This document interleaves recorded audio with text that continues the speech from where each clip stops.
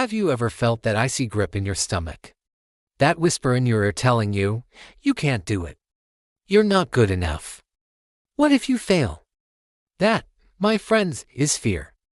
It's a universal human experience, a shadow that follows us, trying to keep us locked in our comfort zones. But what if I told you that this very fear, the one that paralyzes you, holds the key to your greatest triumphs? What if you could transform that shadow into a spotlight, illuminating your path to success? Stick with me, because today we're not just going to talk about fear, we're going to learn how to dance with it, how to harness its immense power, and turn it into the ultimate fuel for your journey. Let's get one thing straight, fear is not your enemy. It's a primal survival instinct hardwired into our DNA. It's the alarm system that kept our ancestors from becoming a saber-toothed tiger's lunch. It warns us of genuine danger. The problem isn't the fear itself, but how we interpret its signals in our modern world. Today, the dangers are often not life-threatening. They're the fear of public speaking, the fear of starting a new business, the fear of asking someone out, the fear of being judged. Our brain, however, can't always tell the difference. It just screams danger and floods our system with cortisol, triggering that fight, flight, or freeze response. We freeze. We retreat. We let our dreams gather dust on a shelf, all because of a false alarm. The first step in mastering fear is to acknowledge it. Don't fight it, don't ignore it, and certainly don't shame yourself for feeling it. When that feeling rises, just pause. Take a deep breath. Say to yourself, okay, I feel fear. I acknowledge its presence. By doing this, you're not surrendering to it, you're observing it.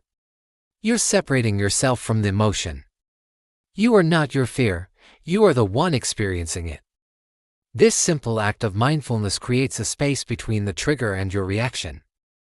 In that space lies your power. It's the moment you get to choose your response instead of letting the fear choose for you. Think of it like a notification on your phone. You see it, you read it, but you decide whether to open the app or just swipe it away. Acknowledge the notification of fear, thank it for the warning, and then consciously decide your next move. Now, let's get practical. How do we move from acknowledging fear to actively using it? The secret is to reframe it. Instead of seeing fear as a stop sign, see it as a compass. Fear often points directly to what you truly want, what you need to grow into. That feeling of anxiety before a big presentation, that's not a sign you should cancel. It's a sign that this presentation matters to you. Your reputation, your career progression, it's important. The fear is just your body's way of gearing up for a significant event. It's pumping you full of adrenaline. Your heart is beating faster, sending more oxygen to your brain. You're not having a panic attack, you're powering up. Your body is giving you the very energy you need to perform at your peak. So, next time you feel those butterflies, don't call it anxiety. Call it excitement. Tell yourself, my body is getting ready to crush this. This is my energy to succeed. This simple cognitive shift can fundamentally change your relationship with fear. One of the most powerful techniques to conquer fear is through gradual exposure. Fear thrives in the unknown. So, we make the unknown known. We take small, manageable steps. If you're afraid of public speaking, don't sign up to give a TED Talk tomorrow. Start by speaking up more in a small meeting with trusted colleagues. Then, volunteer to present a single slide. Then, maybe lead a short team update. Each small victory builds your confidence. It provides your brain with new evidence that you can handle it, that the catastrophic outcome you imagined didn't happen. It's like building a muscle. You don't start by lifting the heaviest weight in the gym. You start small and gradually increase the load. Each successful repetition makes you stronger, until one day, you look back and realize the weight that once seemed impossible now feels like a warm-up. What is one tiny step you can take today towards something you fear? Just one. Do that, and you've already won the first battle. Another huge component of fear is the story we tell ourselves. Our minds are fantastic storytellers, and when we're scared, they tend to write horror stories. We catastrophize. We imagine every possible thing that could go wrong. If I start this business, I'll lose all my money, my family will be disappointed, and I'll end up a total failure. It's a dramatic tale, but is it true?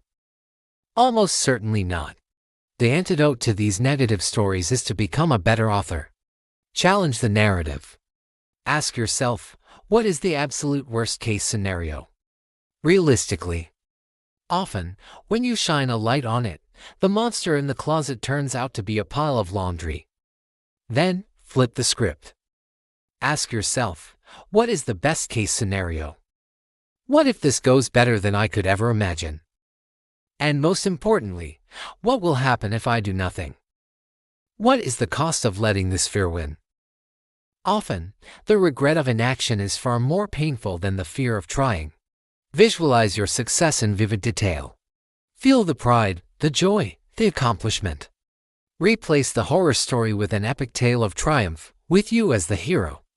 Let's talk about failure. The fear of failure is perhaps the biggest dream killer of all. We've been conditioned to see failure as an endpoint, a final judgment on our worth. This is a lie. Failure is not the opposite of success, it is a part of success. Every successful person you admire has a long list of failures you've never heard of. J.K. Rowling was rejected by 12 publishers. Michael Jordan was cut from his high school basketball team. Failure is not a verdict, it's data. It's feedback. It's a lesson on what doesn't work, pushing you closer to what does. When you reframe failure as learning, you remove its power to scare you. When you try something and it doesn't work, you haven't failed, you've learned. You've just paid tuition at the University of Life. So, give yourself permission to fail. Plan for it. Embrace it. Celebrate the attempt, not just the outcome. The only true failure is the failure to try.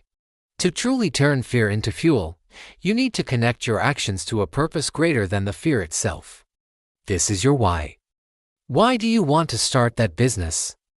Is it to provide a better life for your family?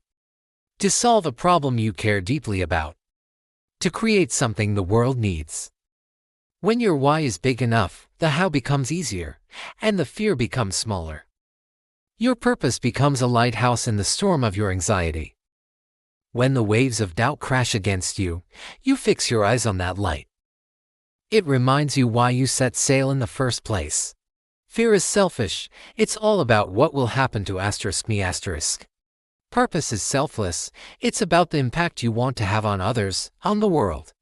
When you're driven by purpose, you're willing to endure the discomfort of fear because the mission is more important than your comfort. So, take some time. Get crystal clear on your why. Write it down. Put it somewhere you can see it every day. Let it be the anchor that holds you steady when fear tries to blow you off course. Remember, courage is not the absence of fear. Courage is being terrified and saddling up anyway. It's feeling the fear and doing it anyway. Every time you face a fear, no matter how small, you are building your courage muscle. You are rewriting your own story from one of limitation to one of limitless potential. The fear will probably never go away completely, and that's okay. It will just become a familiar companion on your journey, a background noise that you no longer give the power to steer your life.